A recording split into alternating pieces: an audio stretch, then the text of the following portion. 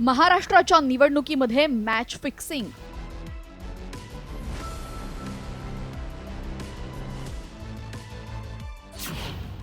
गांधींच्या लेखाला फडणवीसांचं उत्तर.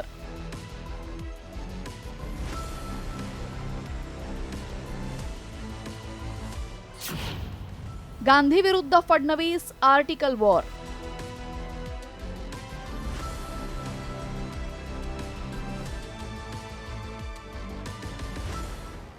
महाराष्ट्र विधानसभा निवडणूक निकालावरनं आता सुरू झालंय आर्टिकल वॉर.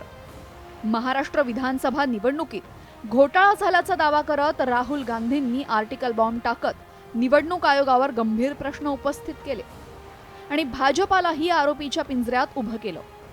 त्यावर आता मुख्यमंत्री देवेंद्र फडणवीसांनी सुद्धा एका लेखातूनच गांधींना प्रत्युत्तर दिलंय.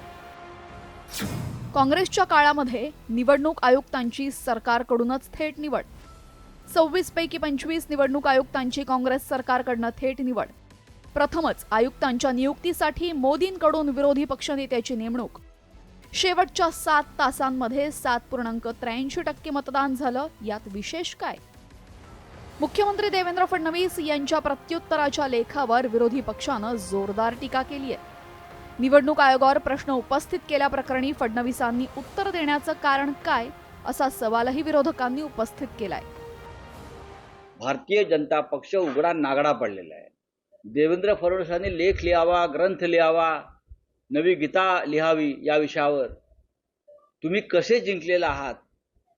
तुम्ही एकनाथ शिंदे, अजित पवार महाराष्ट्रात, हे अख्ख्या जगाला माहिती आहे. केंद्रातली जी शक्ती आहे ती तुमच्या सोबत आहे आणि तुम्हीच केलेली चोरी आहे. त्यामुळे तुम्ही या संदर्भामध्ये खुलासा करणं हे हास्यास्पद आहे. आणि राहुल गांधींच्या संदर्भात ते जे काही बोलले ते उलटा चोर कोतवाल को डाटे. रामशास्त्री प्रभुणेच्या बाण्यामध्ये त्यांनी असल्याचा आविर्भाव केला. मात्र हे रामशास्त्री प्रभुणे नाहीत, तर एकंदर देवेंद्र फडणवीसांचा कारभार जो आहे हा घाशीराम कोतवालांसारखा आहे. राहुल गांधींच्या लेखाला फडणवीसांनी प्रत्युत्तर देण्यावरनं टीकेची झोड उठली. त्यामुळे आता फडणवीसांनी पुन्हा राहुल गांधींना आत्मचिंतन करण्याचा सल्ला दिलाय.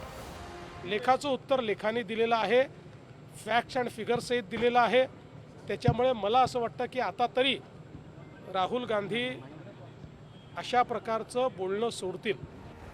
निवडणुकीमधील मॅच फिक्सिंगच्या आरोपाला निवडणूक आयोगानं न्यूज एजन्सीमार्फत उत्तर दिलंय. तर फडणवीसांनीही आर्टिकल वॉर छेडलेलं आहे.